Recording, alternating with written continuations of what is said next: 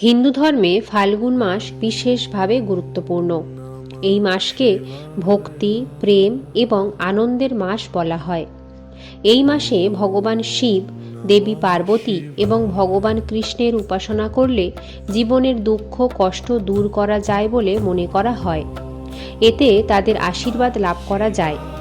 ফাল্গুন মাসে মহাশিবরাত্রি, একাদশী, হোলি বা দোলযাত্রা এবং শ্রীচৈতন্য মহাপ্রভুর জন্মতিথির মতো গুরুত্বপূর্ণ তিথি রয়েছে।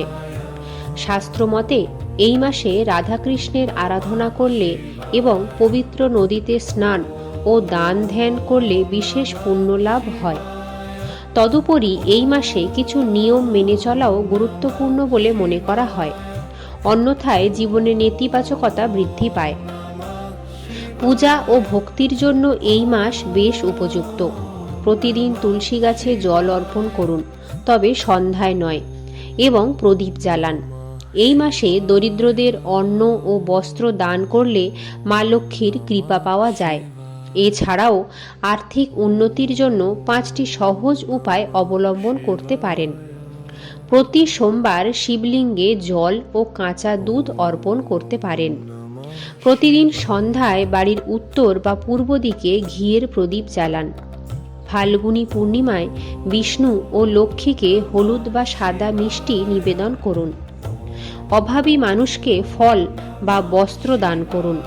প্রতিদিন সকালে ঠাকুরের সামনে এক মুঠো সাদা চাল রেখে প্রার্থনা করলে আপনার মনস্কামনা পূরণ হতে পারে। এখন বলবো ফাল্গুন মাসে কোন 3টি সবজি খাওয়া নিষিদ্ধ। বিশেষ করে 3টি সবজি এই মাসে না খাওয়াই ভালো, কারণ এগুলো শারীরিক ও আধ্যাত্মিক ক্ষতি করতে পারে। কচু। ফাল্গুন মাসে ঋতু পরিবর্তনের সময় কচু খেলে শরীরে নেতিবাচক প্রভাব পড়তে পারে। এটি কফ বর্ধক এবং বৈজ্ঞানিক দিক থেকে এই সময় কচু খেলে গলা জ্বালা, অ্যালার্জি বা গ্যাসের সমস্যা হতে পারে। মাশরুমকে তামসিক ও নেতিবাচক প্রকৃতির খাবার হিসেবে ধরা হয়। বসন্তের শুরুতে আর্দ্রতা পরিবর্তনের কারণে বুনো মাশরুমে বিষাক্ত উপাদান বা জীবাণু থাকার ঝুঁকি থাকে, যা বদহজম বা পেটের গোলমাল সৃষ্টি করতে পারে। বেথুয়া শাক বা বেতো শাক। বসন্তের শুরুতে এই শাক শরীরে জড়তা আনতে পারে। এতে থাকা অক্সালেট অনেক সময় অম্বল, গ্যাস বা কিডনিতে পাথরের ঝুঁকি বাড়িয়ে দেয়। তাই এই মাসে বেথুয়া শাক এড়িয়ে চলাই ভালো। এখন বলি কি করবেন এবং কি খাবেন। উপকারী খাবারের মধ্যে হলো এই সময় তিতো খাবার যেমন নিম বেগুন খাওয়া শরীরের রক্ত পরিশোধনের জন্য খুব ভালো। এছাড়া সজনে ফুল ও ডাঁটা খাওয়া স্বাস্থ্যের জন্য খুব উপকারী। এতে রোগ প্রতিরোধ ক্ষমতা বাড়ায়। তবে কিছু কিছু সতর্কতাও অবলম্বন করতে হবে। যেমন ফাল্গুন মাসে গরম জলের পরিবর্তে ঠান্ডা জলে স্নান করা ভালো। এতে স্বাস্থ্যের উন্নতি হয় বলেই বিশ্বাস।